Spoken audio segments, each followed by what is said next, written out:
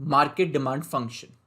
Function क्या होता है इन जनरल? इकोनॉमिक्स भूल जाओ, मैथमेटिक्स में अगर तुमने फंक्शन कभी सुना हो या उसका मतलब पता हो, या फॉर श्योर एक चीज तो देखी होगी, y is equal to F X type of equations. ये मैथमेटिक्स वगैरह में पढ़ते हैं।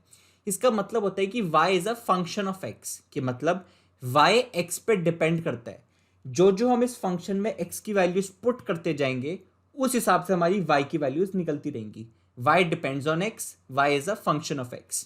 अब इकोनॉमिक्स में हम पढ़ रहे हैं मार्केट डिमांड फंक्शन। मतलब हमारा y क्या है? Market demand. मतलब market demand is a function of its factors. Market demand depends on its factors. Market demand उसके फैक्टर्स के इशारों पे नाचती है। डेफिनेशन देखो, market demand refers to functional relationship between market demand and the factors affecting market demand.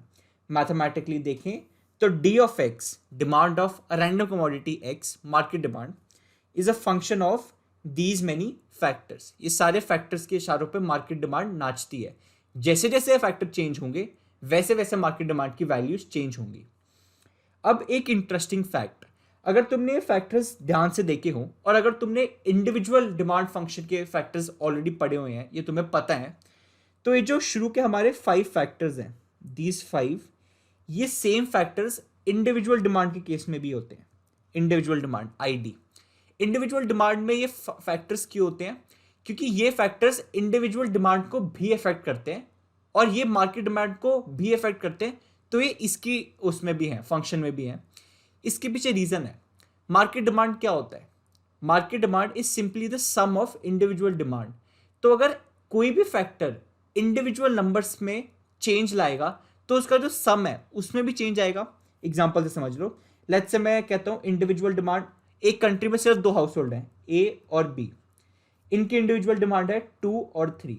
अब let's say कोई factor इनकी डिमांड में चेंज लाता है, मतलब ये हो गया 3 और लेट्स से ये हो गया 4, बढ़ के कोई भी फैक्टर है, तो इनका जो सम है पहले क्या था? 5, 2 + 3 5, ये हमारी मार्केट डिमांड है एमडी। ये हमारी इंडिविजुअल डिमांड्स थी आईडी।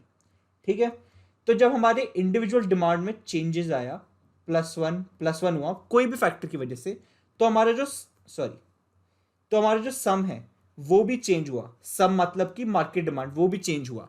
तो अगर कोई भी फैक्टर इंडिविजुअल नंबर्स में चेंज लाएगा, इंडिविजुअल मतलब इंडिविजुअल डिमांड में चेंज लाएगा, तो उनका सम यानी कि मार्केट डिमांड भी चेंज होगा। तो factor affecting individual demand also affect market demand. पर ये जो लास्ट के 3 फैक्टर है, these are exclusively for market demand. मतलब ये 3 सिर्फ मार्केट डिमांड को अफेक्ट करते हैं। I as a individual is not affected by these 3 factors. मेरी डिमांड इनकी वजह से अफेक्ट नहीं होगी, पर मार्केट की ओवरऑल डिमांड इन 3 फैक्टर की वजह से अफेक्ट होगी।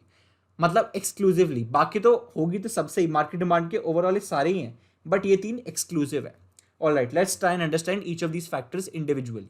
अब जो शुरू के 5 फैक्टर हैं वो मैं यार वापस नहीं एक्सप्लेन करूंगा क्योंकि बहुत ज़्यादा टायरिंग हो जाएगा। ये जो शुरू के 5 फैक्टर हैं ये सेम है जो इंडिविजुअल डिमांड में पढ़े थे। तो अगर तुम्हें समझना है तो तुम इंडिविजुअल डिमांड फंक्शन वाली वीडियो देख लो, मैंने उसमें 5 एक्सप्लेन करें। मैं सिर्फ जो लास्ट के 3 एक्सक्लूसिव मार्केट डिमांड को अफेक्ट करते हैं वो यहाँ पे समझाने वाला हूँ इस वीडियो में। ठीक है, first one, size and composition of population. अब इंडिविजुअली पढ़ते हैं, साइज को अलग पढ़ते हैं, कॉम्पोजिशन को अलग।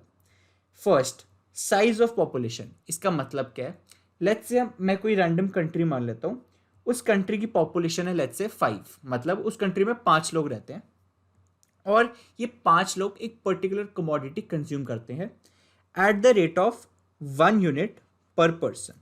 कोई भी कमोडिटी है, I am not taking any particular commodity, कोई भी कमोडिटी है वो 1 यूनिट पर पर्सन के रेट पे कंज्यूम करते हैं। तो हमारा इंडिविजुअल डिमांड क्या हुआ? 1 यूनिट। हमारी मार्केट डिमांड क्या हुई? 5 यूनिट्स। कैसे? 1 यूनिट कितने लोग? 5 लोग। मार्केट डिमांड होती है demand by all consumers. 5 consumers थे, 1 यूनिट, तो 1 × 5 यूनिट्स मार्केट डिमांड होगी। लेट्स से सेम कंट्री की आगे चल के पॉपुलेशन इंक्रीज हो जाती है फॉर सम रीजन, तो इस कंट्री की पॉपुलेशन 10 लोग हो जाती है। तो हमारी इंडिविजुअल डिमांड अभी भी उतनी है, मतलब 1 यूनिट पर पर्सन अभी भी लोग कंज्यूम कर रहे हैं। पर जो हमारी मार्केट डिमांड है वो क्या हो जाएगी अब? 10। क्यों? 1 यूनिट हर बंदा, 10 लोग हैं तो 10 units.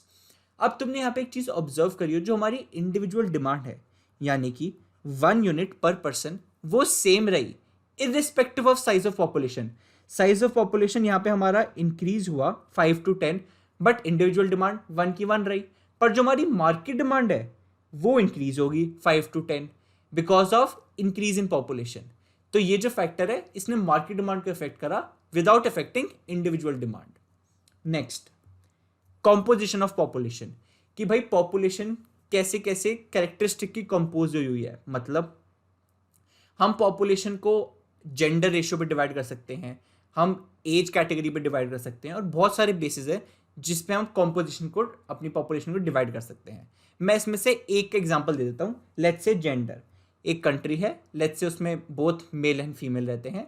Let's say initially male and female 50-50% है, but for some reason let's say लोगों ने गर्ल चाइल्ड को ज़्यादा सपोर्ट करा, और लेट्स से गर्ल चाइल्ड की आफ्टर फ्यू ईयर्स पॉपुलेशन बढ़ गई, अब 70-30 होगी। मतलब गर्ल उस कंट्री में 70% है, बॉयज़ आर ओनली 30%। अब सिंस फीमेल्स ज़्यादा है इस कंट्री में, तो इस कंट्री में जो टाइप ऑफ प्रोडक्ट्स हैं जो डिमांड हो रहे हैं वो कौन से ज़्यादा होंगे? Female products like female cosmetics, female clothes and various other products which female use, उसकी डिमांड ज़्यादा होगी as compared to male products. क्यों? क्योंकि फीमेल की ज़्यादा है पॉपुलेशन, कॉम्पोजिशन ऑफ पॉपुलेशन में फीमेल ज़्यादा है। अब इससे इंडिविजुअल डिमांड पर फर्क नहीं पड़ रहा। मतलब ऐसा नहीं है कि सिंस फीमेल की पॉपुलेशन बढ़ गई तो लड़के भी लड़कियों के सामान यूज़ करने लग जाएंगे, ऐसा नहीं होगा।